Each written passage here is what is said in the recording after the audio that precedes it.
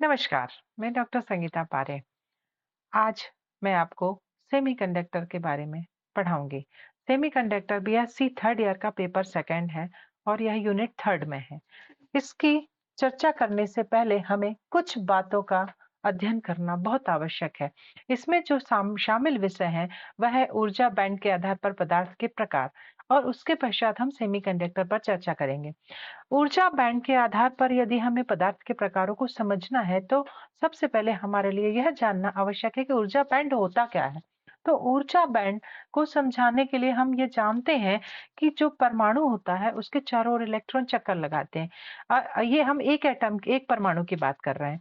अब यदि crystal structure जो होता है, क्रिस्टल संरचना, उसमें एक से ज्यादा परमाणु होते हैं। तो जब एक से ज्यादा परमाणु हैं तो ये एक दूसरे से के विद्युत क्षेत्र से प्रभावित होते हैं और ये अपना एक ऊर्जा स्तर बनाते हैं। तो ये ऊर्जा स्तर इनका जो होता है वो न्यूनतम ऊर्जा को ग्रहण करने लगता है और एक दूसरे से ये बंद होने लगते हैं और जब बंद होते समय ये निम्नतम ऊर्जा को प्राप्त करते हैं, जिसके फलस्वरूप इनकी ऊर्जा कम होगी और इनकी एक बीच की साम्य दूरी हो जाती है और ये ऊर्जा न्यूनतम होकर के और अपने ये दो लगभग पास-पास के ऊर्जा स्तर बना लेते हैं।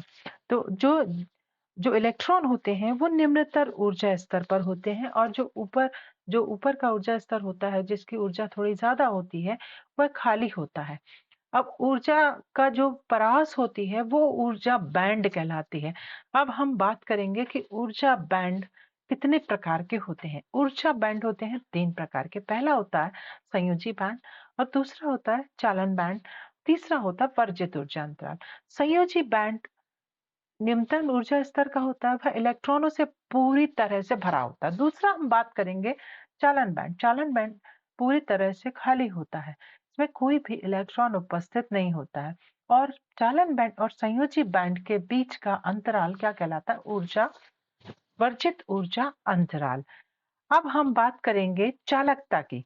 चालकता मुख्यतः दो बातों पर निर्भर करती है। पहला होता है चालन बैंड में कितने नंबर ऑफ इलेक्ट्रॉन्स कितने ज्यादा उपस्थित है। जितने ज्यादा इलेक्ट्रॉन उपस्थित होंगे पदार्थ की चालकता उतनी ज्यादा होगी।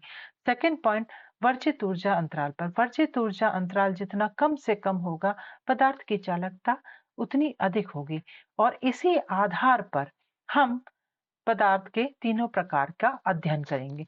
पदार्थ के ऊर्जा बैंड के आधार पर पदार्थ तीन प्रकार के होते हैं। पहले होता है कुचालक पदार्थ, दूसरा होता है सुचालक पदार्थ, तीसरा होता है अर्धचालक पदार्थ। जैसा कि हमने पहले समझा कि चालन बैंड में उपस्थित इलेक्ट्रॉनों की संख्या पर और उनके बीच की वर्जित ऊर्जा अंतराल पर चालकता मुख्यतः निर्भर करती है।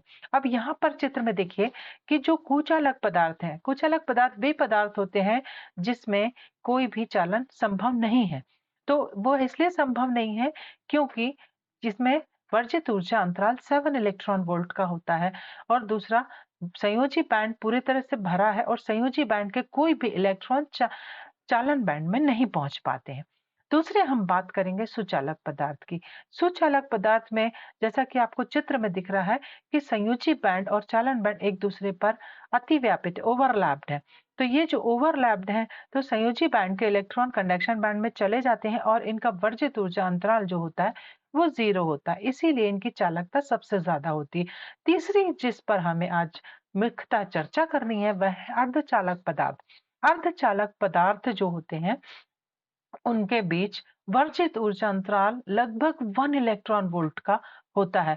अब अर्धचालक चालकता कैसे प्रदर्शित करते हैं? तो इसके लिए जो है हमें ये देखिए जो 1 इलेक्ट्रॉन वोल्ट का इनके बीच वर्जित ऊर्जा अंतराल है, ये जब हम इसको नॉर्मल टेम्परेचर पर देखते हैं तो ये एक कुचालक की तरह व्यवहार करता है। लेकिन यदि हम इस पर थोड़ा-सा इसका टेम्परेचर बढ़ा दें, तो ये जो है इसके संयोजी बैंड के इलेक्ट्रॉन जो है अपने बॉन्ड को तोड़ करके कंडक्शन बैंड में चले जाते हैं, जिससे हमें कंडक्शन बैंड में इसे हम चालन बैंड कहते हैं। चालन बैंड में फ्री इलेक्ट्रॉन हमको मिल जाते हैं और जो चालकता होती है वो चालन बैंड में उपस्थित मुक्त इलेक्ट्रॉनों की संख्या के कारण होती है। तो इसीलिए इसलिए जो है अर्धचालक पदार्थ वे पदार्थ होते हैं जो परम शून्य ताप पर कुचालक की तरह व्यवहार करते हैं। यदि हम इनका टेम्परेचर बढ़ा देते हैं तो ये इनके बॉन्ड टूटने लगते हैं और बॉन्ड टूटने के कारण ये जो है चालकता प्रदर्शित करते हैं। अब हम बात करेंगे, जैसा कि मैंने आपको ये बताया था कि अर्धचालक वे पदार्थ होते हैं जो साधारण ताप पर इसमें धारा का प्रवाह संभव नहीं होता तथा परंचु ताप पर ये कुचालक की तरह व्यवहार करते हैं, लेकिन ये चालकता कब प्रदर्शित करते हैं? जब हम इनका टेम्परेचर बढ़ाते हैं। जब टेम्परेचर बढ़ाते हैं तो इसमें क्या होता है कि टेम्परेचर बढ़ाने पर इसके जो संयोजी बैंड के इलेक्ट्रॉन होते हैं उनके आबंध टूट जाते हैं और आबंध टूटने के कारण फिर जो फ्री इलेक्ट्रॉन होते हैं वो चालन बैंड में चले जाते हैं, जिसके कारण ये चालकता प्रदर्शित करते हैं। अब अर्धचालक जो होते हैं वो दो प्रकार के होते हैं, एक होते हैं आंतर या शुद्ध अर्धचालक, दूसरा होता है अशुद्ध या बाह्य अर्धचालक। आंतर या शुद्ध अर्धचालक वे अर्धचालक होते हैं जिसके आउटर मोस्ट ऑर्बिट में 4 इलेक्ट्रॉन होते हैं। जैसे जर्मेनियम और सिलिकॉन इसके एग्जाम्पल हैं। यहाँ पर जर्मेनियम का आपको चित्र दिख रहा है। जर्मेनियम जो होता है उसके आउटर मोस्ट ऑर्बिट में 4 इलेक्ट्रॉन है, तो ये इसके 4 इलेक्ट्रॉन जो है अपने ऑक्टा को कंप्लीट नहीं कर पाते हैं। तो ऑक्टा कंप्लीट किस तरह से करते हैं ये कि जो दूसरा जर्मेनियम का इलेक्ट्रॉन होता है वो उससे ये सह आबंध बनाते, कोवेलेंट बॉन्ड बनाते हैं और कोवेलेंट बॉन्ड बना करके ये अपना ऑक्टा अष्टक पूर्ण कर लेते हैं। देखिए यहाँ पर जर्मेनियम जो है इसके अपने 4 इलेक्ट्रॉन और दूसरे जो है जर्मेनियम के ये 4 इलेक्ट्रॉनों से साझा कर लेते हैं और ये एक अष्टक पूर्ण कर लेते हैं। अब ये कुछ अलग की तरह व्यवहार करने लगते हैं। अब जो आंतर या शुद्ध अर्धचालक होते हैं ये चालकता प्रदर्शित इस नहीं करते हैं, लेकिन जब हम इनका टेम्परेचर राइज करते हैं तो टेम्परेचर राइज करने पर क्या होता है कि ये अपना इलेक्ट्रॉन के जो सह कोवेलेंट बॉन्ड बनाए हुए हैं इन्होंने, ये कोवेलेंट बॉन्ड टूट जाते हैं और कोवेलेंट बॉन्ड टूटने के कारण ये फ्री इलेक्ट्रॉन यहाँ पर हमको मिल जाते हैं और ये फ्री इलेक्ट्रॉन चालकता में प्रमुख रोल प्रदर्शित करते हैं। आंतर या शुद्ध अर्धचालक का जो फर्मी लेवल होता है वो मध्य में होता है।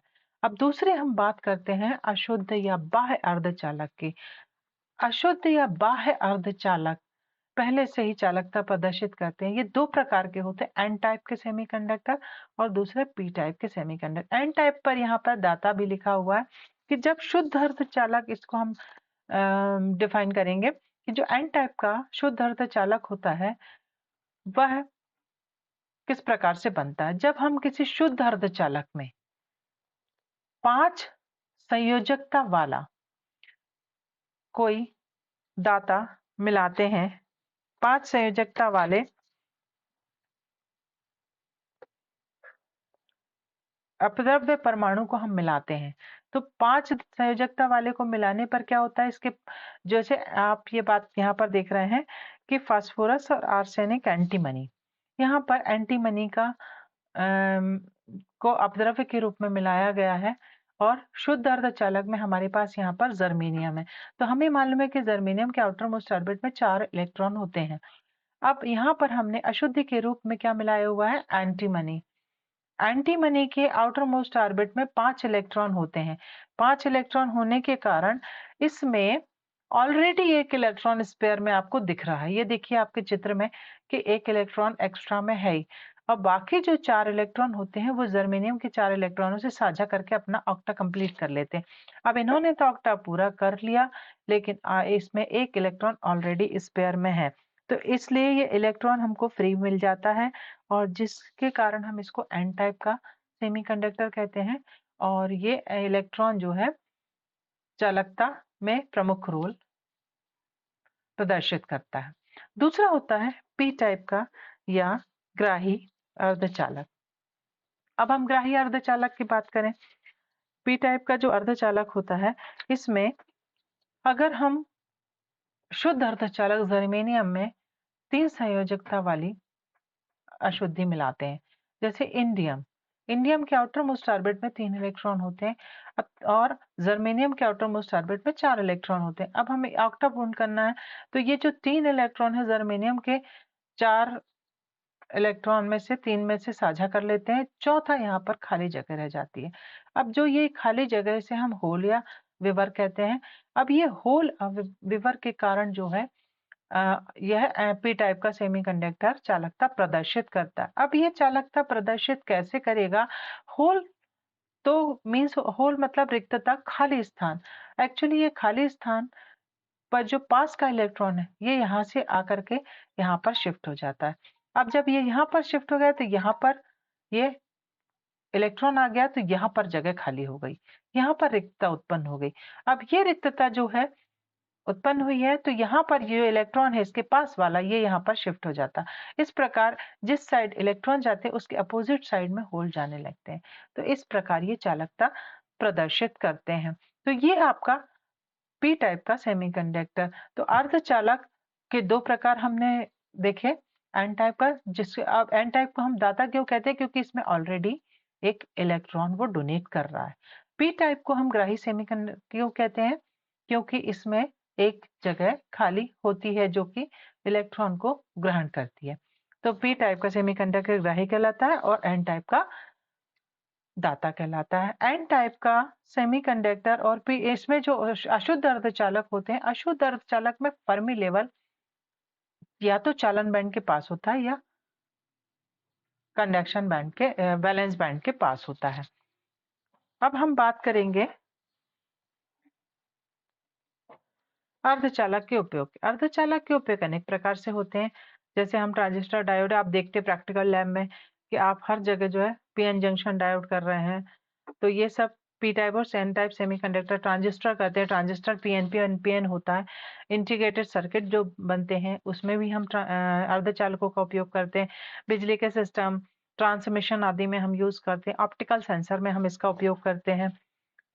फिर इसके हमको लाभ, इसको हमें अर्धचालकों का उपयोग क्यों किया जाता है कि इसको हमें गर्म करने की अलग से आवश्यकता नहीं होती है।